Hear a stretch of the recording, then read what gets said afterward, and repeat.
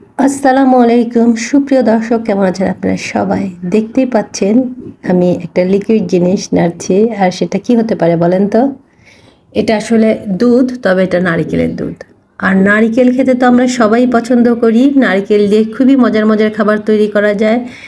শীতকালে নারিকেলের ব্যবহারটাও বেশি হয়, কিন্তু এই নারকেলের দুধ দিয়ে কিন্তু অনেক মজার মজার খাবার তৈরি করা যায়। নারকেলের দুধ ক্যানে করে বাজারেও বিক্রি করে, কিন্তু সেটা হচ্ছে প্রসেস করা থাকে। টেস্টটা কিন্তু একদম ন্যাচারাল যে নারকেলের দুধটা আমরা বের করি সেই রকম কিন্তু লাগে না। তো ইচ্ছে করলে আমরা কিন্তু নিজেরাই হচ্ছে ঘরে এই নারকেলের দুধটা তৈরি করতে পারি। তো আজকে আমি আপনাদের সাথে শেয়ার করছি যে নারকেলের দুধটা কিভাবে তৈরি করতে হয়। যারা জানেন তারা তো জানেনই, কিন্তু যারা নতুন রাঁধুনি কিংবা নতুন সংসার শুরু করেছে, অনেকেই অনেক রেসিপি দেখে সেখানটা নারকেলের দুধের ইউজ থাকে, কিন্তু তারা হয়তো জানে না যে কীভাবে নারকেলের দুধটা বের করতে হয়। তো তাদের জন্যই হচ্ছে আসলে আমি ভাবলাম যে এই নারকেলের দুধ কীভাবে হচ্ছে বের করতে হয় সেটা আমি একটু রেসিপি আকারে দিয়ে দিই। তো নারকেলটা প্রথমে নিয়ে অল্প অল্প পানি দিয়ে ভালো করে এভাবে চটকে নিতে হয়, তাহলে নারকেলের দুধটা বের হয়ে আসে। তো আমার নারকেলটা হচ্ছে ভালো করে চটকে এর থেকে যতটা সম্ভব দুধটা বের করার পর এটাকে আমি চিপে নারকেলের অবশিষ্টাংশগুলো আমি আলাদা একটা পাত্রে রেখে দিচ্ছি। আমি এই নারকেলের অবশিষ্টাংশগুলোকে আমি আবারও একটু গরম পানি দিয়ে চটকে নেব, যাতে এর ভেতরে যতটুকু দুধ আছে পুরোটা যেন আমি ইউজ করতে পারি। এখন নারকেলের দুধটা আমি সুন্দর করে ছাঁকনা দিয়ে ছেঁকে নিচ্ছি।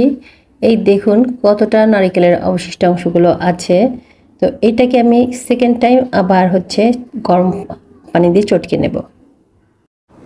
দেখতে পাচ্ছেন নারকেলের কতটা অবশিষ্টাংশগুলো বের হয়েছে। তো অনেকে এটা ফেলে দিতে পারে, তো যেহেতু সব কিছুর প্রচণ্ড দাম, তো শুধু আমরা এই নারকেলের অবশিষ্টাংশটাকে এমনি ফেলে দেবো কেন, এটাকে আমি আবারও গরম পানি দিয়ে চটকে নিচ্ছি, যাতে ফুল এর হচ্ছে নারকেলটা ইউটিলাইজ করতে পারি এবং দুধ আরও কিছুটা বের হবে। তো আমি গরম পানি দিয়ে আবারও ভালো করে চটকে নিচ্ছি। আর সুপ্রিয় দর্শক, আপনাদেরকে একটা টিপস দিই, এই যে নারকেলের অবশিষ্টাংশ আছে এটা কিন্তু আমরা ফেলে দেব না, এটাকে আমি শুকিয়ে এটাকে নারকেল ফ্লেক্স হিসাবে ইউজ করতে পারবো এবং বিভিন্ন ডেজার্টে কিন্তু এটা ইউজ করা যায়। তো কিভাবে এটাকে আমি হচ্ছে শুকিয়ে সংরক্ষণ করব সেটাও পরবর্তীতে আপনাদেরকে আমি দেখাবো।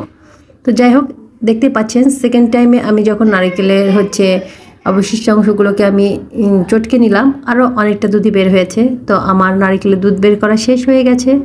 আর এটাই ছিল নারকেল থেকে নারকেলের দুধ বের করার প্রাচীনতম পদ্ধতি, এবং এই পদ্ধতিতে এখনও আমরা দুধটা বের করে থাকি।